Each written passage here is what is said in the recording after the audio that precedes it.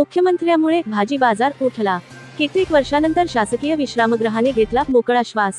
मुख्यमंत्री देवेंद्र फडणवीस हे ऑगस्ट 11 रोजी लातूर येथे लोकनेते गोपीनाथराव मुंडे यांच्या पुतळा अनावरण समारंभासाठी येत आहेत, म्हणून औसा रोडवरील राजीव गांधी चौक भागामध्ये असलेल्या शासकीय विश्रामगृहामध्ये त्यांचे काही काळ आगमन होणार आहे। त्यांची गैरसोय होऊ नये, येथील शासकीय विश्रामगृहाच्या संरक्षक भिंतीलगत दररोज सकाळ आणि संध्याकाळ भाजी विक्रेते आपला बाजार मांडतात। या भाजी बाजारामुळे राजीव गांधी चौक आणि औसा मार्गावर मोठी वाहतुकीची कोंडी होते।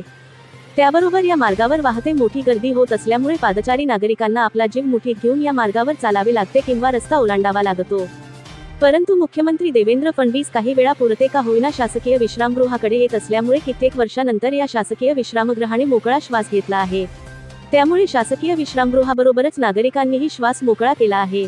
तरीही काही भाजी विक्रेते बांधकाम भवनच्या आतील मार्गावर आपला व्यवसाय थाटला आहे। मार्गावरही आता वाहतुकीची कोंडी होत आहे। यामुळे हा रस्ता कायमस्वरूपी मोकळा राहण्यासाठी मुख्यमंत्री देवेंद्र फडणवीस यांनी सातत्याने लातूरला येण्याची गरज आहे।